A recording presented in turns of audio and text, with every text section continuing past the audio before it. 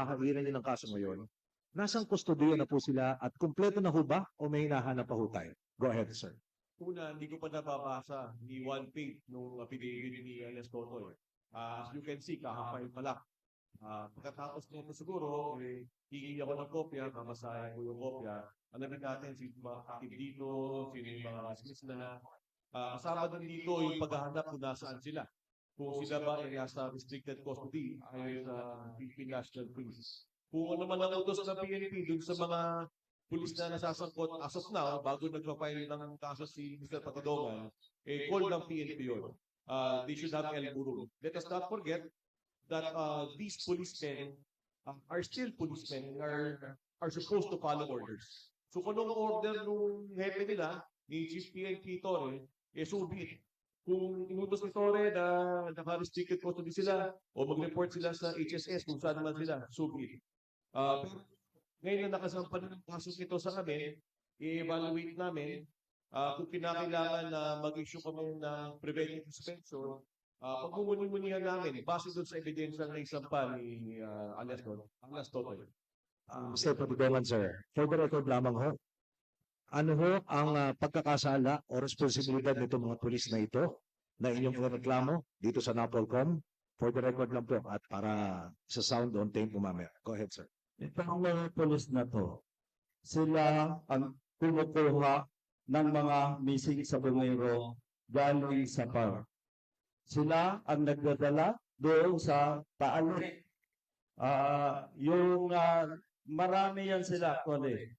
Hindi ko lang mapangalanan dahil kilala ko naman yan sila sa mukha. Dahil yung binigay sa akin, medyo kulang to. Last na lang. Vice Chairman, matutukoy na po ba natin kung anong klase kaso po ang isasampalaban dito sa mga polis? Doon binanggit niyo po na hindi niyo pa nababasa yung affidavit, sir. Tukulit na po ito. Hindi ko pa nababasa sa muli ko. Pero, doon yung nakalagay sa affidavit. Ang most likely na kaso ay grave misconduct conduct unbecoming of a police officer.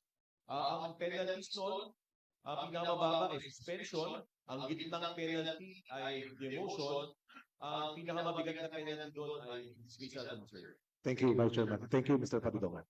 Thank you. Call now, Mr. Alan Gatos, DCWB. Kay Patidongan, so binabanggit nyo kanina, 12, no? Pero sa pagkakaalam nyo, ilan ba lahat ang mga pulis na involved dito na hindi nyo pa nasasampahan na reklamo? At gaano karami pa ito na pwede nyong ireklamo?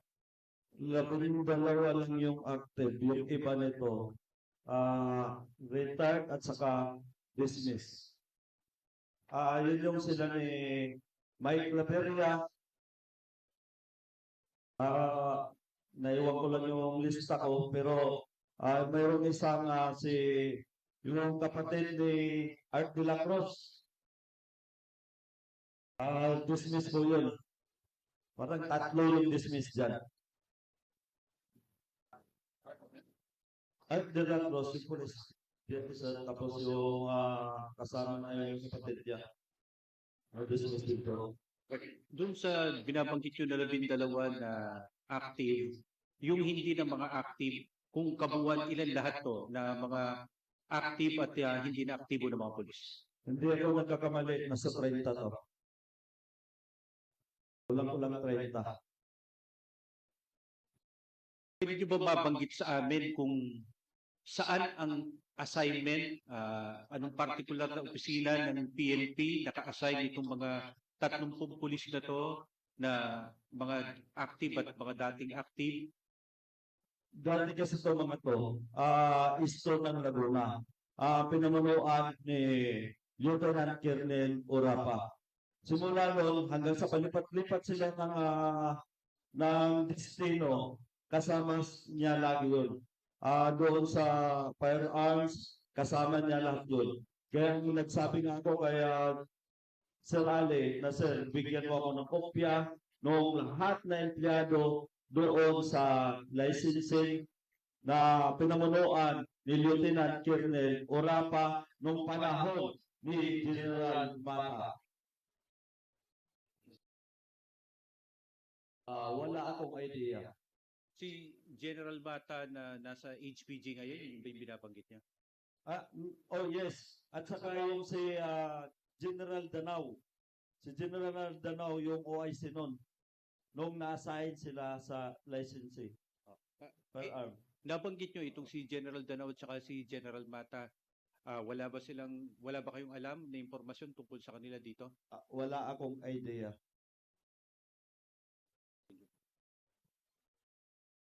Thank you, Mr.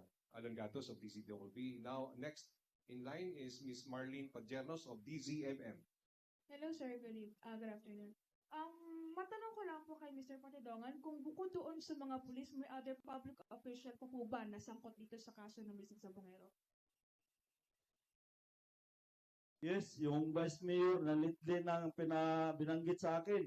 At saka yung si Judge Felix Reyes na hanggang ngayon nakaupo pa sa PCSO. Vice Mayor po ng... Ex-Vice Mayor yun ng Talisay, Batangas. Natanawan. Charlie Natanawan. Charlie Natanaw. Ano po yung naging nila? Ano po yung naging involvement nila?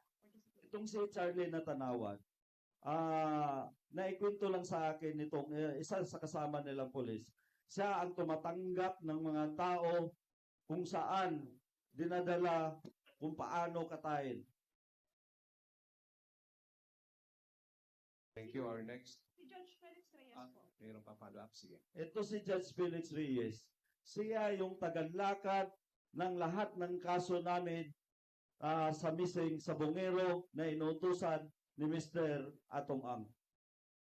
Kay attorney po, kay Commissioner Carnisan, ngayon po meron ng affidavit from Mr. Patidongan and other complainants po. Saan na po direksyon ng investigation natin? Nabanggit po nakaraan ang talpakan dito na sa NAPOLCOM. Ano po ang magiging susunod na hakbang po? So, of course, babasahin namin at i-evaluate ang complaint ni Mr. Patidongan at yung lahat ng nasa kasama natin sa likod. I think yung mga pamilya ng mga biktima, yung mga yan, babasahin natin lahat muna ng affidavit nila. Wala pa ako nababasa ng isang pahina ng affidavit na kahit na sino. So, from there, it will be brought to an evaluation stage. After evaluate yan ng ating IMIS, Inspection, Monitoring, and Investigation Service, magre-recommenda sila kung ito ay formal charge o kaya kakasuhan na. After nating kasuhan, kung dapat nga kasuhan, papasagutin uli yung mga respondents. So papasagutin na bago mag-file ng formal charge, papasagutin din after ng formal charge. Dalawang beses sila sasagot. After which, magkapatawag ng mga hearing. After ng hearing, kung kinakailangan pa mag-position paper, gagawa pa ng position paper. So, na may alam o susi pa sa pagkakalutas ng lahat ng di umano'y pagkakawala o kaya pagkakamatay, di umano ng mga ilang Sabongero dito, maaari po kayong lumapit sa National Police Commission. I think, meron pa yata isa yung dating councilor ng Laguna. Kung siya yung mag-file dito, tatanggapin din namin ang kanyang complaint affidavit. Thank you, sir. We call on Mr. Jeff Caparas of ABS-CBN. Hi sir, good afternoon. Sir, kay Julie Patidongan, for bago ang lahat, Sir Julie, i-blur ka ba namin mamaya pag-broadcast? I think this is the question for everyone. May naka-live naman yung NAPOLCOM. Are we gonna blur you or bear it all? Hindi kailangan. Kanina nyo pa ako kinuhaan ng Yun nga. video. Para lang Ngayon, po clear. i-blurt mo na. Sir, para lang clear. Kasi even though na ganyan, para mamaya sa TV Patrol, malinis. Tingin mo, hindi naka-live yan? Hindi po kami naka-live, sir. Yung some of us hindi naka-live. For those na hindi naka-live, just to seek your permission, sir. Sige, okay lang. Depende Okay na. kung anong gusto mo. Hindi, sir. It's not depend on me, sir. It's not depend Sa on akin me. kasi yan, kalat na yan, Hindi, sir. It's not depend on me. Actually, sa opisina ito. And anyway, sir. Sir, dun sa binanggit ng police, may nakikipag-ugnayan na ho ba sa inyo na makikipagtulungan to be on your side? Sa ngayon, hindi naman nila alam yung kontak ko. Okay. Pero may mga tao, mayroong nagpaparating na. Kapag nag-ipon-ipon na yan sila doon sa Camp Crame, baka karamihan yan, babaliktad na. At tatakot yan na mataob yung kaldero nila. Oo. Okay. Sir, si General Estomo, have you met him? Nagkita ba kayo face to face? Yes. Yes, sir. Yes. And paano po nakarating sa inyo na he's the one instructed to kill you kay Mr. Atong? Alam mo ito si Mr. Atong Ang. Chismoso rin kasi to. Totoo. Kung ano yung mga plano, sinasabi rin sa akin. Nadulas man siya. Alam mo, sa totoo lang, pinapapatay ka na ni General Estomo. Hindi ko lang ginagawa. That's it. That's it. Okay. Sir, lastly, Sir Julie, what's next for Julie Patidongan? After this, sir, after Napolcom, what's next for Julie? Siyempre, iligtas ko muna yung sarili ko dahil ngayon nakita na nila kung saan ako 100% pati anino ko hinahabol na ng mga pulis na yan at saka ni Mr. Atong Ang. Sir, with that concern kay Commissioner Kalinisan, sir, are we going to provide security for Julie? And papaano po, sir, ihabol ko na rin. Yung na-mention ni Sir Julie is mga active. May habol po ba ang Napolcom sa retired, specifically yung retired na binanggit niya? Thank you, sir. Thank you very much, Julie. Thank you very much po. Una sa lahat, dun sa kanyang security complement, kung ikaw pa ay nangangailangan na Ales Totoy ng dagdag seguridad, sabihin mo lang sa amin. Pero naniniwala ako sa kung sino man ang may hawak sa kanya ngayon, hindi ko nasasabihin na siguro, naniniwala ako sa kakayanan ng security unit na yon. Believe ako dun sa security unit na yon. Dun sa usapin na kung may habol kami dun sa mga retired, that is a different story. Kaya nga kinakailangan learning from the past. Pag upo natin dito, we have to learn from the mistakes of old, yung mga pagkakamali nung nakaraan. Kung mabagal ang takbo ng kaso, maaring mag-retire o mag-resign ang isang pulis. Kapag nakapag-resign o nakapag-retire na isang pulis, hindi na natin pwedeng habulin. Kailangan, para makasuhan sa Napolcom, ikaw ay active na pulis para ikaw tumuloy-tuloy yung kaso. Otherwise, we don't have jurisdiction. So sa aspetong makakasuhan pa ba yung nag-retired na pulis ng admin case, ang sagot ay no. Sa tanong na pwede pa bang makasuhan yung retired na pulis, ang sagot ay yes. So ang kaso pwedeng i-file doon ay criminal case. Naniniwala ako sa kasipagan, kakayanan ng ating Department of Justice na sila ay gumagawa rin ng mga lahat ng kaso laban sa lahat ng mga involved. Kung kinakailangan ng tulong ng DOJ at magfa-file kami at kami naatasan, then so be it. Pero again, uulitin ko, tuloy ang investigasyon ng National Police Commission. Kung merong butas at merong hindi na pa nafa-filean ng kaso ng DOJ, ng PNP o kaya ng NBI o other law enforcement agencies, hindi magdadalawang isip ang National Police Commission na mag-file din ng criminal cases.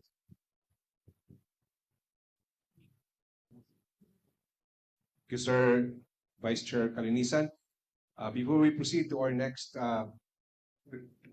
reporter, we are reminded that there are only 4 more reporters to ask questions in this session. Our next reporter or media is Mr. Jairo Boliedo of Rappler. Hello po, good afternoon. For Totoy, sir, to confirm lang, yung sinasabi niyo po na Estomo is si retired Lieutenant General Jonel Estomo, sir? Yes, sir. Okay. May question, sir. Nabanggit niyo po yung pangalan po ng mga pulis po na sinampahan niyo po ng reklamong administratibo. Paano po naisip ng Alpha Group o kung sino man po na involved dito sa pagkawala na itap itong mga pulis na to? Saan nila nakuha yung idea at paano yung naging communication from the beginning po? Una niyan, pinakilala nga yan sa akin. Si Colonel, Major pa yan noon, si Urapa. Pinakilala sa akin na ni Colonel Malinaw. Dahil yan si Colonel Malinaw, kaibigan yan ni Engineer Silso Salazar. Close yan sila. Doon nagsimula ang lahat ng mga pangyayari. Just last follow-up on you, sir. Bukod po sa sabong, sir, meron ba silang parang allegedly illegal activities prior to the sabong na involved sila? Kaya nagka-idea na ipakilala po sa inyo? Kasi sila yung tagaligpit sa war on drug noon. That's it. Okay. Just last question po for Viseo Kalinisan. Sir, we understand that this is administrative in nature and yung pinakamataas na punishment ay dismissal from service. Pero paano makakatulong po itong case build-up natin sa admin sa future criminal complaint if ever po na magkakaroon, sir? Thank you. Lahat ng makalap naming ebidensya ay maaari ding gamitin ng iba pang forum. So kung ito ay gustong gamitin ng Department of Justice, then so be it. So at least nagsisimula na ang proseso ng hustisya dito. Kahit admin case lang ito, umuusad na. At makikita na rin natin, magkakaroon tayo ng determination kung involved ba o hindi ang mga pulis na ito.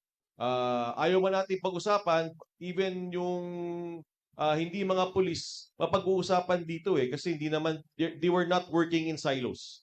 So if the other law enforcement agencies want to use our findings or use our decision, then thank you and so be it.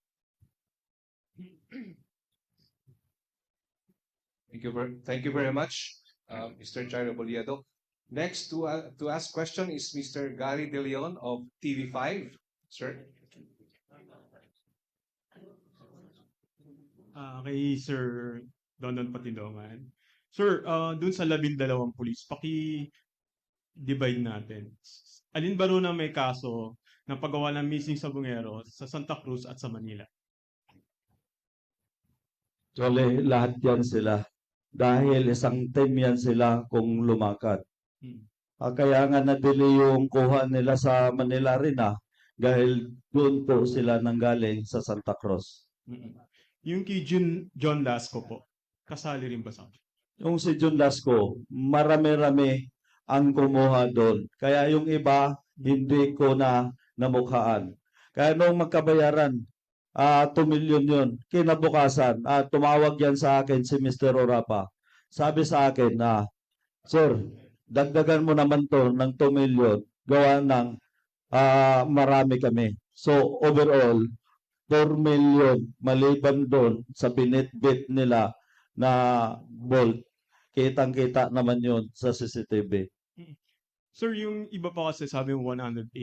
Ibig sabihin, may mga police operation din na nangyari doon sa 108. Yes, katulad ng sinabi ko, mayroong isang taga San Jose del Monte, Bulacan. Kaya ako nanawagan doon sa kamag-anak, huwag nyo naman patulugin ang hustisya ng inyong kamag-anak. Ngayon, nandito na ako na kayang sumuporta sa inyo o bilang witness para matugunan ang hustisya ng inyong kamag-anak. Lumapit na kayo, mag-file na kayo sa CIDG. Okay, Sir Kalinisan. Sir, ipipresent ba natin in the future itong mga police na pinangalanan na to kung sakasakali man magkaroon man tayo ng initial investigation? Paano po ba? Hindi namin sila ibabalandra. Pero sila ipapasagutin namin. We will not bring them here for a lineup for them to answer your questions. Hindi yun ang karapatang pantao. So, if you want to talk to them sa inyong kaparaanan, diskarte nyo yun. Pero as far as the NAPOLCOM is concerned, hindi namin sila para ibilad. We will respect the human rights of everyone, including respondents. We will follow due process of law. Due process not just for the complainants, but also due process for all respondents. Yun ang esensya ng institution. So hindi kami para magkamali doon. So hindi namin gagawin na ibilad sila sa inyo. Thank you, sir. Thank you, sir. Next to ask question is Mr. Val Gonzalez of DZRH. Good afternoon po. Kay Sir Patidongan, sir. Sa University of the Philippines po kanina, may binanggit kayong isang police colonel na kumuha ng 12 cellphone ninyo at yung isa ninyong passport. Pwede ho bang pakipaliwanag sa amin? Paano ito nangyari? Bakit ito nangyari? Para sa ano yun? Ba't kinuha yung inyong cellphone? Hindi ka nakinig doon sa sinabi ko kanina. Yan si Colonel Malinaw. Siya ang hipe ng CIGD noon sa Region 4A. Nung niread ako, kinuha lahat yung cellphone ko na 12, kasama yung tab, kasama yung passport ko, kasama yung pera ko na 1.2 million. Buti na lang, mabait-bait pa, nagtira pa ng 70,000 na ginamit ng misis ko na pang hotel-hotel. Yan lang. Next question. Doon ho sa 108 na nababanggit na itinapon doon sa Taal, lahat po ba yun ay puro mga sabungeros? Yes, lahat yun nanggaling sa sabungan ni Mr. Atong Ang. May pahabol pa nga sila nung nakarang taon. May nagnakaw ng manok. Kahit imbestigahan nyo doon sa PNP na COP ng Lipa, dahil kaklase yun ni Urapa, na nabanggit pa sa akin nung isang pulis din, bakit din nyo naman inayos yung trabaho nyo? Kitang-kita sa CCTV yung sasakyan nyo at mga mukha nyo. Ang problema, ayaw ilabas ni Mr. Atong Ang yung CCTV kasi sira daw. Pangalawa, yung sa Siniloan na dinukot din nila, nagnakaw ng manok, hindi lang isa yun, nakatakbo yung dalawa. Kaya umabot ng 110 yan. Katulad ng sinabi ko noong nakaraan, wala akong idea talaga kung paano nilang kinatayan, kung ang ibaba ay nilibing o sinunog. Yun lang. Okay. Yung last question ko sa inyo, mainam na kayo na rin ho ang sumagot. Kasi doon ho sa social media, ang dami hong lumalabas na napakayaman daw ho ninyo. At dalawa daw yung inyong mga sasakyan na mga bulletproof. Ang dami daw ho ninyong mga properties like lupa, may resort para ho kayo. Yes, natural kasi pinaghirapan ko yan. Dahil ako, mayroon akong betting station nung panahon ng online sabong. Yun. At itong kung nag-isip kayo na ninakaw ko o binayad ni Mr. Atong Ang para pumatay, kahit singkunduling, hindi ako binagyan dyan para sa mga missing sabungero. Alam ng mga tao, ng mga sabungero, na ako ang may-ari ng betting station sa lahat ng sabungan yan. At alam ng Panginoon yan na walang halong, wala siyang binigay na para pumatay ng tao para bayaran ako. Okay, thank you. Kay VCEO Kalinisan, sir.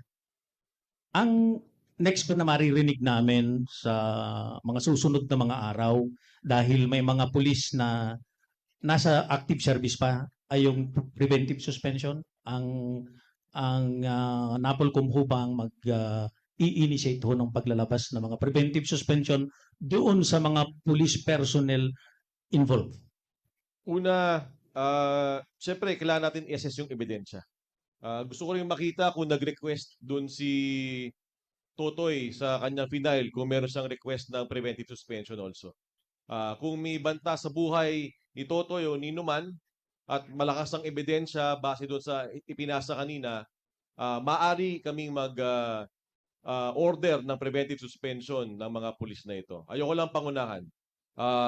Sisilipin natin yung papel. Nag-file ka ba, Totoy, ng request ng preventive suspension?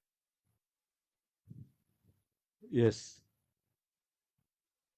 So, sisilipin natin ito kung nag-file nga siya at anong laman nung kanyang mga nilalahad. At base rin doon sa mga final ng affidavits at complaints nung lahat ng mga kamag-anak ng mga namatay. Thank you, Mr. Val Gonzalez. Thank you, sir. Our next reporter to ask question is Ms. Bea Pineza of Bombo Radio. Sir, good afternoon po.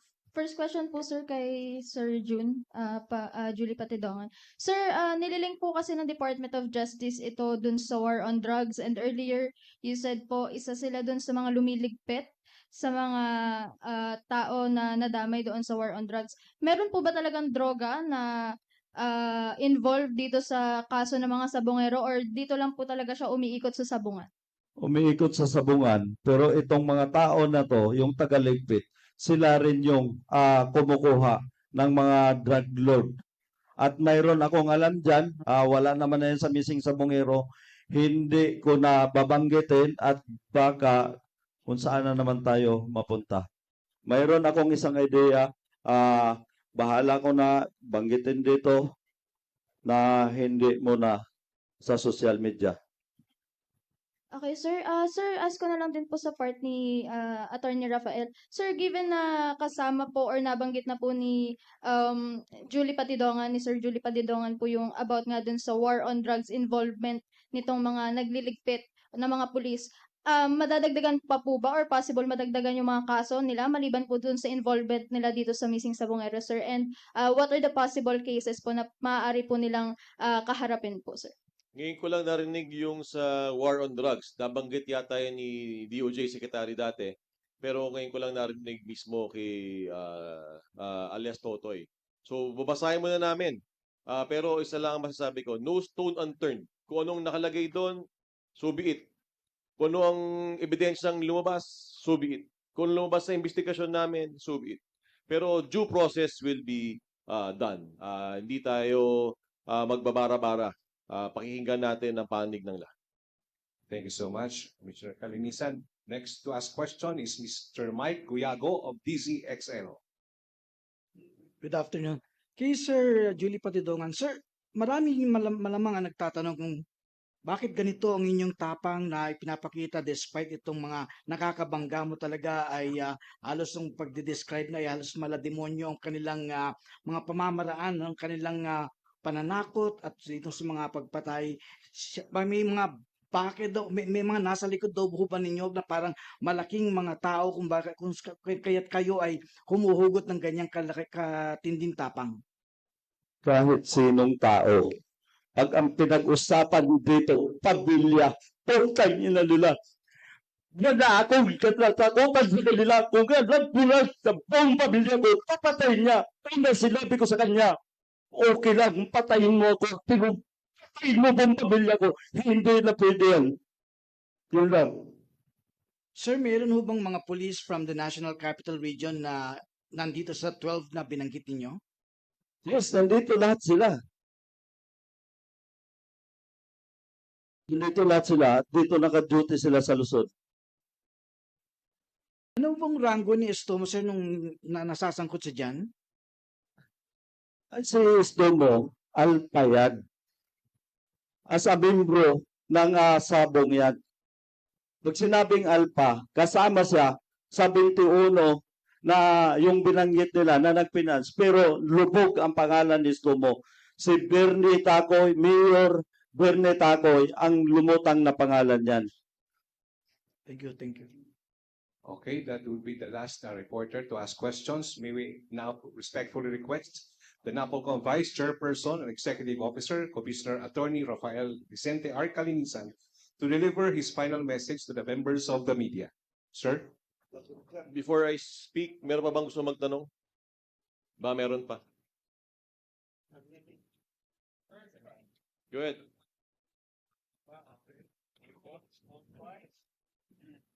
Going once, going twice. Meron pa tayong pahabol. Sir? Okay, go.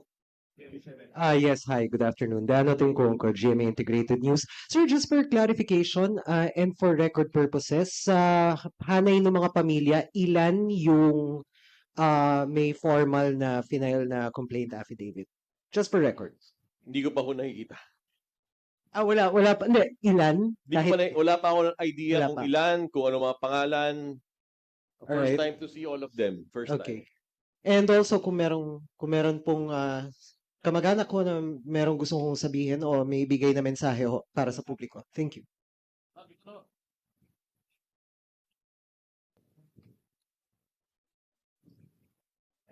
Yan naman. Magandang hapon po. Ako po si Charlene Lasco, kapatid ni John Lasco. To be honest, naiyak kami na pumapasok kami rito kasi parang ang treatment sa amin, no, very VIP. After 4 years, merong mga government agency na tumututok sa amin. Naiiyak ako kasi at masaya, nararamdaman namin yung suporta nyo. Sana lahat kayo huwag bibitiw. Kasi talagang malaking bagay itong siniwalat ni Dondon.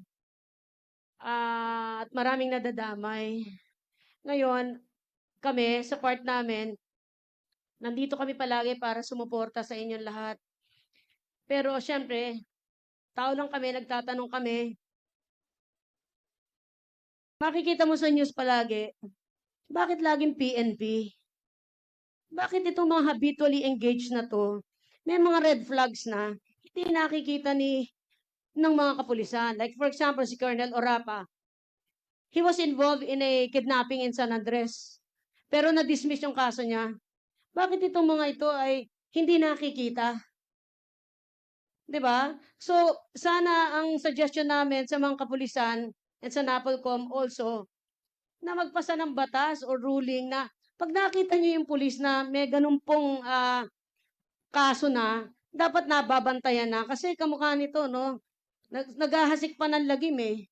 Ang dami pang tinatamaan dito. So, kami, syempre, parang ang tingin po namin dito, pag hindi naasikaso, syempre, sumasama ang loob. Pero, like what I've said, sana ma-review nyo yung mga files nitong mga kapulisan. Kasi, hindi kami naniniwala na 20 lang to, 15, 30. Marami to eh. Kasi, magmula doon sa investigation namin 4 years ago hanggang ngayon, talagang may mga nag-feedback pa sa mga mastermind, may ganito. So, para sa amin, may sistema po ito eh. So, talagang you have to take a look into it. Isang malaki po itong sistema na kumakain sa PNP. Minsan, pagka sinabing PNP, napapaano ka na eh. Parang pulis na naman. Makita mo sa social media, pulis na naman. Ano kaya ang pwedeng gawin ni General Torre at saka ng NAPOLCOM para naman makabawi po? Bukod dito,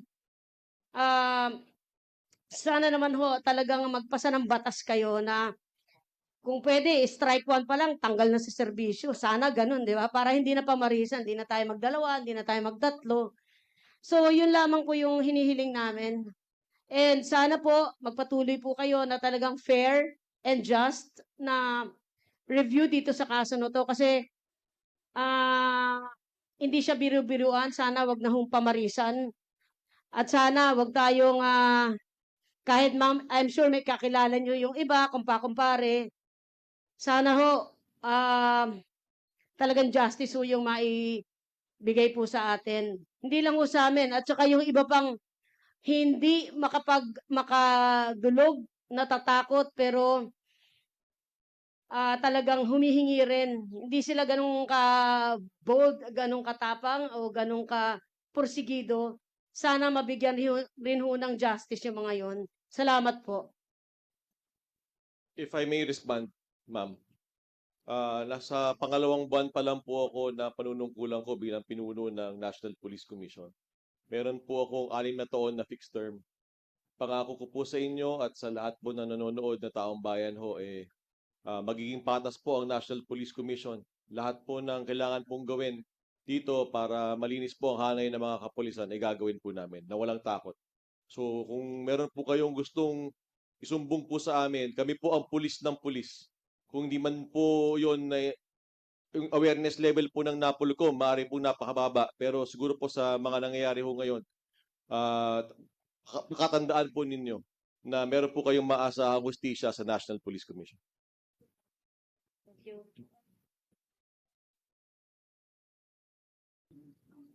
That being said, may questions pa bang iba? Kung wala na, papasalamat ako sa inyong lahat.